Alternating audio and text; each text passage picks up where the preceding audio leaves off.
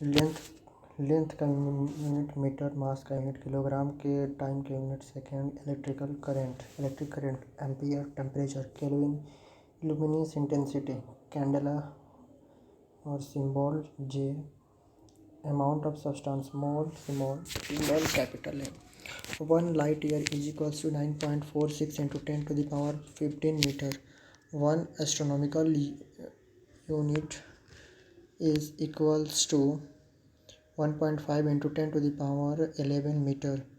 1 parsec is equals to 3.084 into 10 to the power 16 meter. It means 3.26 light year. 1 nautical mile is equals to 1.85200 kilometre. 1 micrometre यानी कि 1 micron is equals to 10 to the power -6 metre. 1 angstrom is equals to 10 to the power -10 metre. Angle का unit radian, solid angle का unit steradian. 1 quintal is equals to 100 kg. 1 metric ton is equals to 1000 kg. 1 atomic unit is equals to 1.66 into 10 to the power -26 kg. 1 pound is equals to 0.4539592 kg. 1 Chandrasekhar limit is equals to 1.44 mass of the sun यानी कि 2.864 into 10 to the power 30 kg. Motion is the change in position of an object with respect to time. It is typically described in terms of displacement, direction, velocity, acceleration and time. It means motion. Motion क्या होता है? तो motion time के respect में position का change उसको motion कहते हैं, जो कि डिस्क्राइब किया जाता है डिस्प्लेसमेंट, डायरेक्शन, वेलोसिटी, एक्सेलरेशन और टाइम से. काइनेमेटिक की बात करें तो ये एक ब्रांच है मैकेनिक का जो कि डील करता है मोशन ऑब्जेक्ट के मोशन के साथ.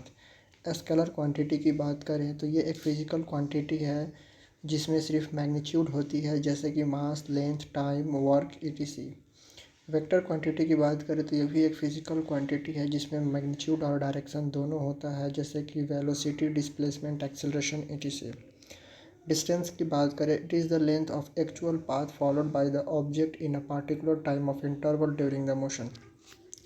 डिस्प्लेसमेंट डिस्टेंस होता है कि एक निश्चित समय में तय की गई हुई एक्चुअल पाथ को डिस्टेंस बोलते हैं, जो कि एक स्केलर क्वांटिटी है और इसका डायमेंशनल फार्मूला m पे पावर 0, l पे पावर 1, t पे पावर 0 होता है.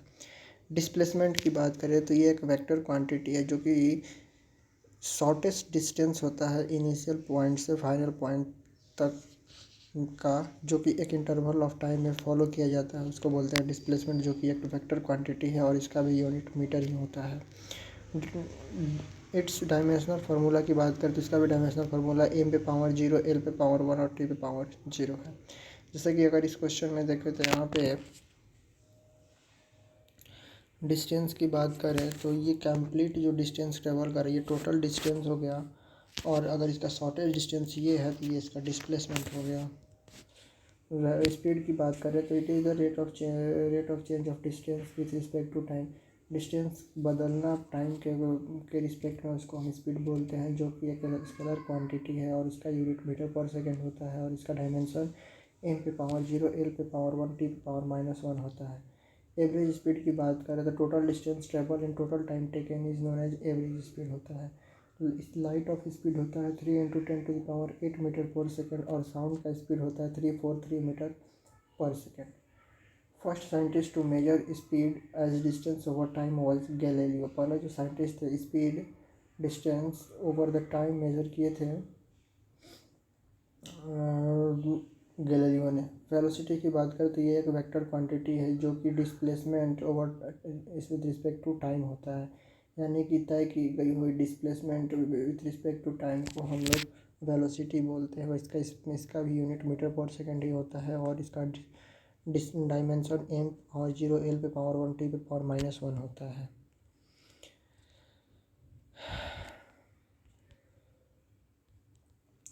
यूनिफॉर्म वेलोसिटी की बात करें तो if an object undergoes equal displacement in equal interval of time then it is said to be the moving with uniform displacement. यानी कि एक ही इक्वल डिस्प्लेसमेंट ट्रैवल करे इक्वल इंटरवल ऑफ टाइम को, इसको यूनिफॉर्म वेलोसिटी बोलते हैं। और equal distance travel displacement travel ना करे इक्वल इंटरवल ऑफ टाइम में, तो उसको बोलेंगे non uniform velocity. Relative velocity होता है कि relative velocity of an object with respect to the another object is the time rate of change of relative position of one object to the other object. इसका मतलब है कि एक object का जो रिलेटिव जो वेलोसिटी है दूसरे ऑब्जेक्ट के रिलेटिव वैल्यू दूसरे ऑब्जेक्ट के रिस्पेक्ट में जो चेंजेस आ रहे हैं उसको रिलेटिव वेलोसिटी बोलते हैं। The time rate of x velocity, मतलब कि चेंज ऑफ वेलोसिटी हर एक टाइम के अकॉर्डिंग जो वेलोसिटी का चेंज होता है उसको हम एक्सेलरेशन बोलते हैं। इसका unit metre per second square होता है।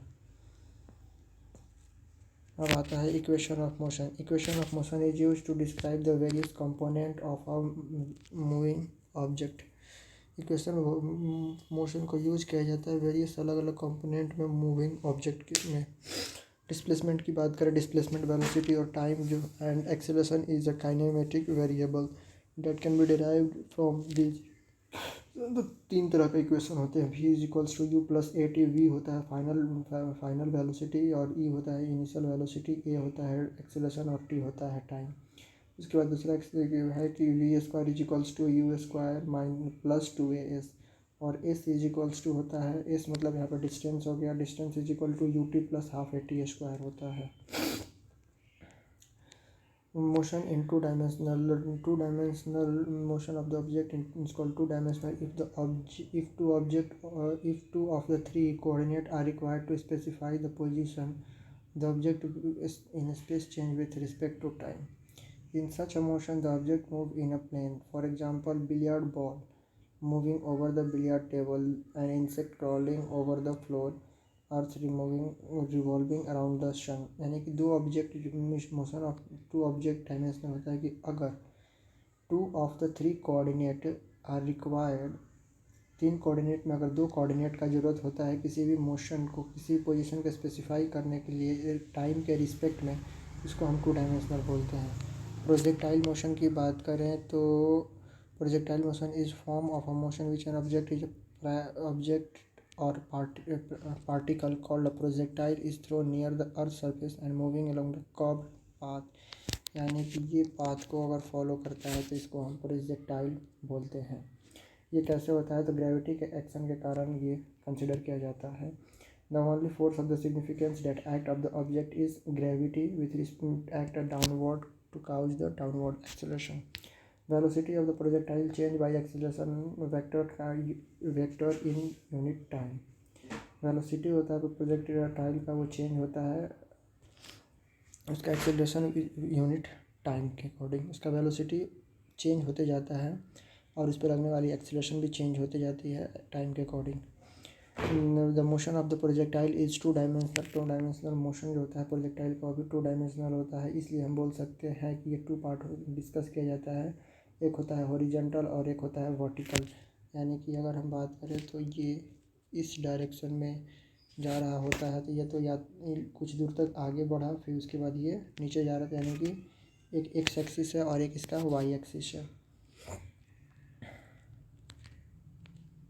यहाँ पे दिया भी हुआ है ये प्रोजेक्टाइल मोशन का और कुछ डायग्राम भी दिया हुआ है, जैसे कि फाइटर प्लेन से बम गिरा रहे हैं तो ये भी एक प्रोजेक्टाइल मोशन है। ये हम अगर हम क्रिकेट खेलते हैं तो उसमें जो बॉल जा रहा है ये भी एक प्रोजेक्टाइल मोशन का ही एग्जांपल है। अगर पूछा जाए कि मैक्सिमम हाइट प्रोजेक्टाइल मोशन का क्या होता है तो वो होता है H is equals to we naught square sine square theta by 2g।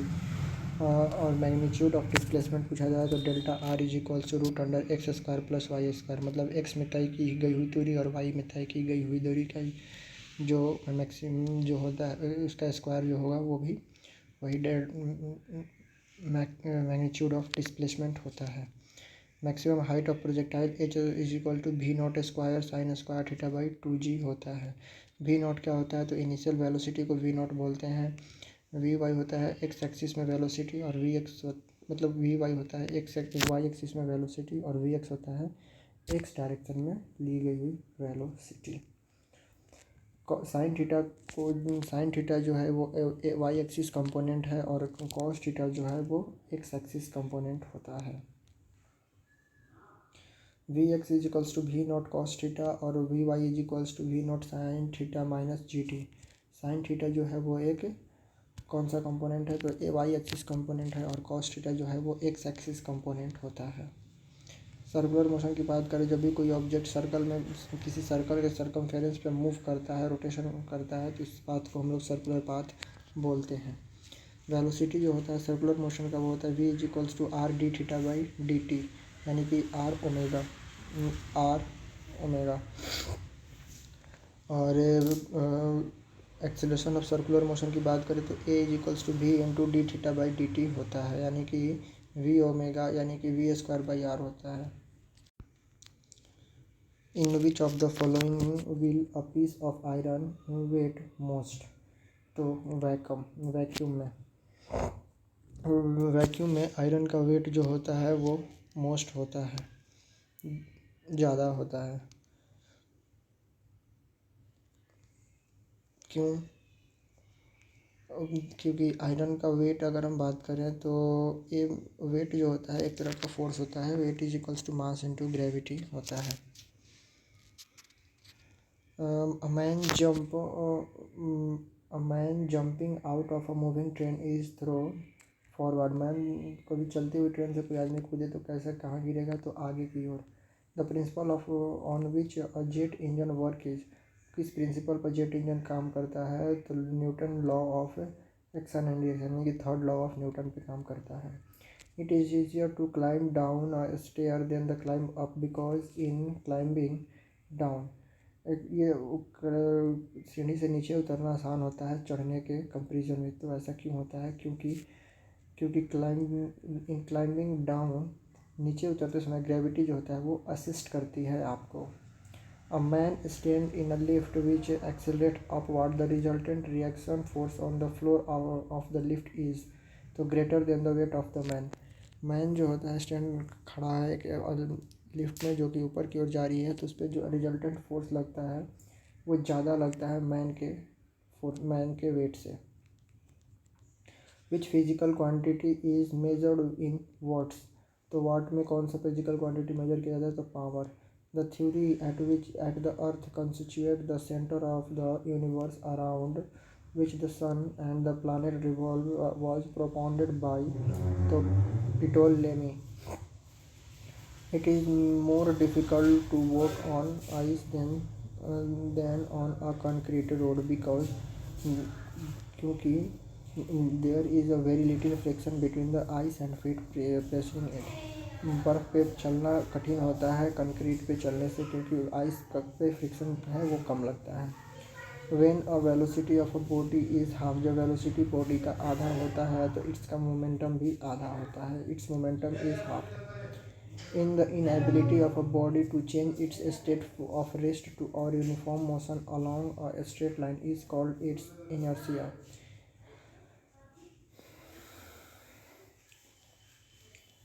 और इनर्शिया की बात करें तो ये न्यूटन फर्स्ट लॉ से आता है।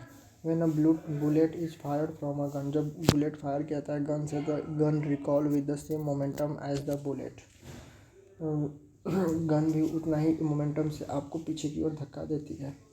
Choose the scalar quantity from the following quantity, तो इसमें स्पीड जो है वो एक स्केलर क्वांटिटी है, फोर्स वेलोसिटी और एक्सीलरेशन वेक्टर क्वांटिटी है। If you want to open a door with less difficult you push it, अगर आप दरवाज़ा खोलना चाहते हैं तो आप कहाँ से धक्का देंगे, तो वो at a point away from the hinge, ऐसा जो कि दूर होता है हिंज से, वहाँ पे आप धक्का देंगे, यानी कि रीढ़ के पास जो होता है वहाँ पे हम खोलते हैं। A body has fallen from a height just before touching the pond. It has lost of the potential energy. It has lost all its potential energy and gained the equivalent amount of kinetic energy। जब body किसी height से ऊंचाई से गिरती है just before touching the pond, और pond से touch करने से पहले उसका पोटेंशियल एनर्जी ख़त्म हो जाता है, और वो पोटेंशियल एनर्जी जो चेंज हो जाता है, बोल सकते हैं कि काइनेटिक एनर्जी में। वैसे तो law of conservation of energy बोलता है कि energy neither be created nor be destroyed, it can it's form it's changes, यानी कि एनर्जी जो होता है या उसको हम बर्बाद नहीं कर सकते, उसका फॉर्म जो है वो चेंज हो सकता है। When a swing is drawn to a side, its potential energy is relation to the earth is increased. When a swing is drawn to a side, its potential energy in relation to the earth is increased. The sun continuously produces an enormous amount of energy. This is due to nuclear fusion nuclear fusion के कारण ही सन से energy निकलती है। Power का unit क्या होता है? तो पावर का यूनिट जूल पर सेकेंड होता है। Where does the centre of gravity of rubber ring lie? तो इसके सेंटर में होता है, at the centre of the ring. If an empty cylinder is half ruled with a liquid, its centre of gravity is shifted downward. अगर empty cylinder the empty cylinder is half rolled with a liquid, इसका centre कहाँ होगा? तो इसका centre जो होगा shifted downward, नीचे की ओर होगा। ठीक है। Who discovered that the Cricol acceleration is the same for any object that a given place? तो इसका आंसर गैलीलियो है। The stationary elevated object has potential energy.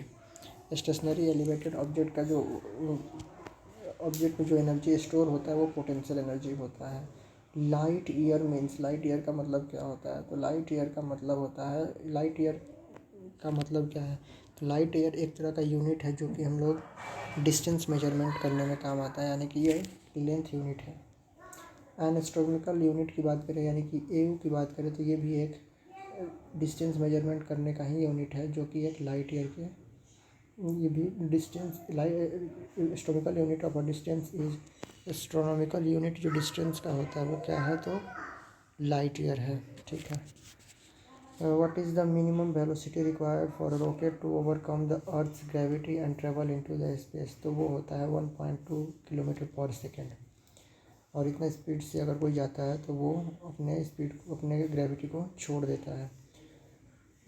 The motion of the pendulum of a wall clock is an example of the pendulum clock का जो motion होता है उसका example है vibratory motion का। The weight of a body is, body का weight जो है वो कहाँ मिनिमम? इक्वेटर पे मिनिमम होता है। बॉडी का वेट मिनिमम होता है इक्वेटर पे, क्योंकि ग्रेविटी जी जो है वो मिनिमम होता है इक्वेटर पे। Chronometer is an instrument to measure, chronometer एक इंस्ट्रूमेंट है जिससे हम लोग मेजरमेंट करते हैं क्या? तो टाइम को मेजरमेंट करते हैं।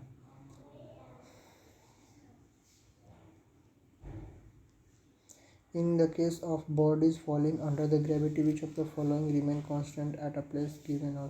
तो acceleration. If in the case body falling under the gravity, gravity में के अंडर अगर, ग्रेविटी के अंदर अगर बॉडी फॉल करे तो इसमें एक्सीलरेशन आपका हमेशा सेम रहेगा। A projectile is fired at an angle of with the horizontal with a small velocity. Its horizontal range will be maximum when the angle with the horizontal is, तो ये होता है 45 degree.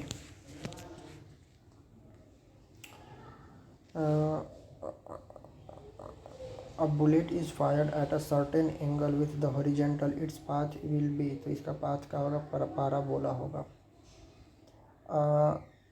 Hunter on the ground wishes to shoot a bird on a tree at a distance with his rifle. He has to point the rifle. तो वो कहाँ से point करेगा? तो at a higher elevation than the bird, तो bird के elevation से ज़्यादा इसका एलिवेशन होना चाहिए। The distance between two bodies as half, मतलब कि दो बॉडी के बीच का जो डिस्टेंस है वो आधा है। Now the force of attraction between them, तो उसका बीच का फोर्स ऑफ अट्रैक्शन क्या होगा? तो वो 4 गुना ज़्यादा होगा। तो यहाँ पे जो फार्मूला लगेगा F is equals to G into M1 into M2 by R square होता है।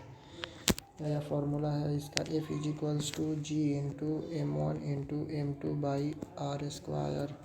तो यहाँ पे जी कांस्टेंट हो गया, एक्सीलरेशन ड्यू टू ग्रेविटी, जिसका यूनिट होता है 6.67 इंटू 10 टू द पावर, यह होता है 6.67 into 10 to the power -11 newton metre square per KG square इसका यूनिट होता है। ये तो फिक्स है। अगर इसका हाफ, दोनों का हाफ हो जाए, मतलब ये दोनों का वेट अगर बात करें तो डिस्टेंस जो होता है वो हाफ हो जाए, यानी कि ये डिस्टेंस की जगह पे 1/2 पुट कीजिएगा तो 1/2 का स्क्वायर यानी कि 4 तो यानी कि ये कितना हो जाएगा, तो 4 गुना हो जाएगा। The cyclist leaned inward when he negotiating a curve 10 that। तो ये होता है necessary centripetal force may be available for the horizon from the horizontal component of the normal reaction due to the track to maintain the curved motion। तो कभी भी एक cyclist जो होता है वो नील हो जाता, आगे की ओर झुक जाता है जब वो कर्व पे चलता है, तो क्योंकि वहाँ पे सेंट्रीफ्यूगल फोर्स अप्लाई करता है, लगता है।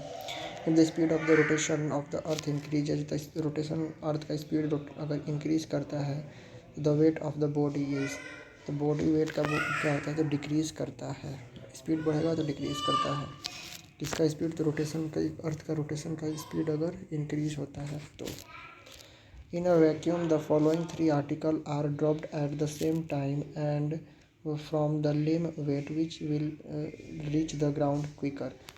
अगर वैक्यूम में हम लोग following 3 articles are dropped, 3 चीज़ को अगर हम गिराते हैं एक ही समय पे, तो एक ही हाइट से, तो कौन सबसे जल्दी गिरेगा नीचे।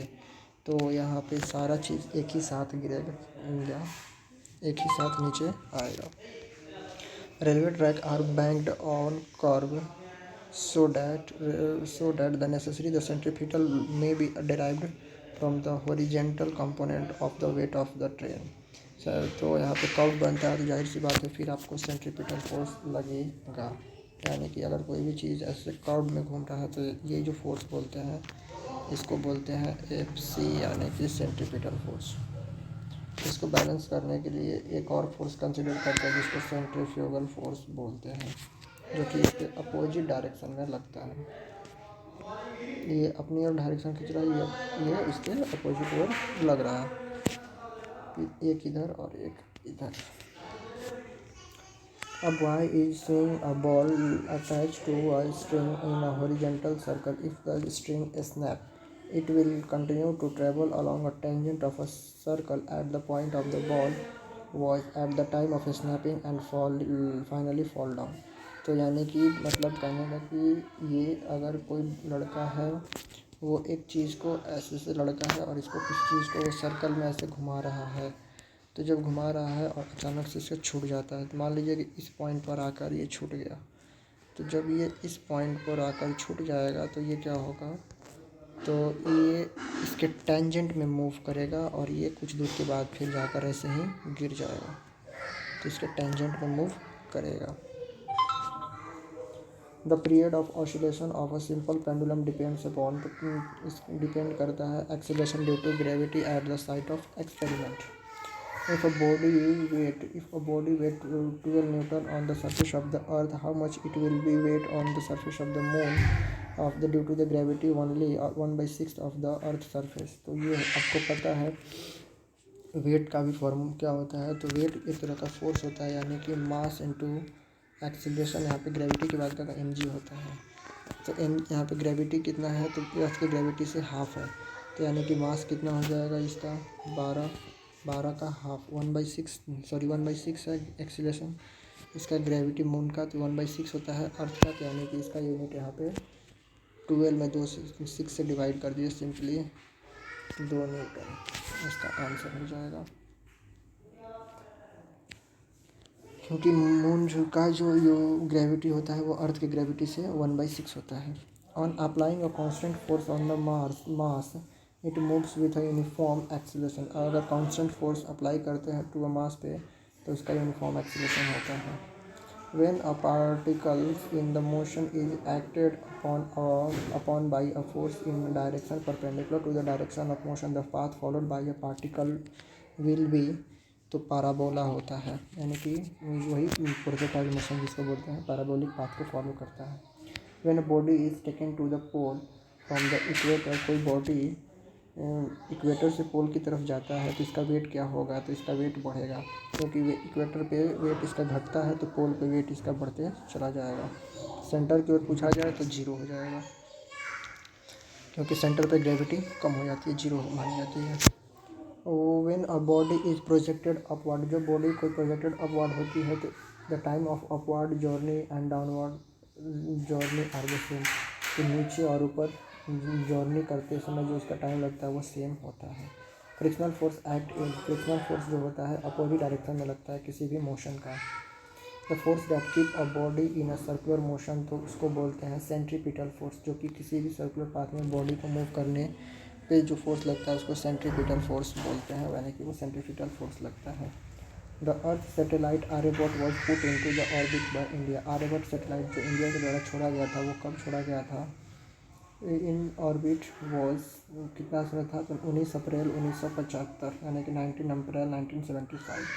The minimum velocity required by a satellite to escape earth gravitational pull, तो सबसे कम वेलोसिटी लगती है जो कि हमारे अर्थ के ग्रेविटी से बाहर निकल जाए, वो होता है 11.2 किलोमीटर पर सेकेंड।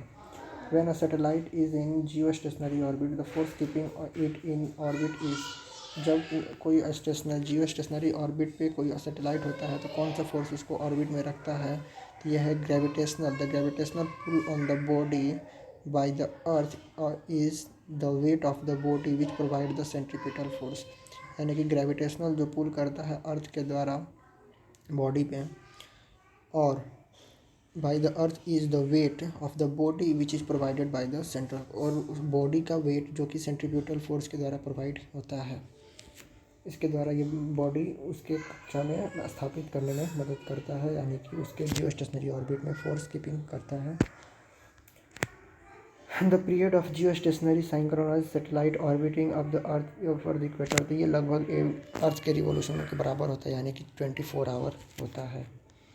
और लास्ट क्वेश्चन है, the escape velocity of a satellite projected from the surface of the earth in depends upon the independent of the mass of the satellite.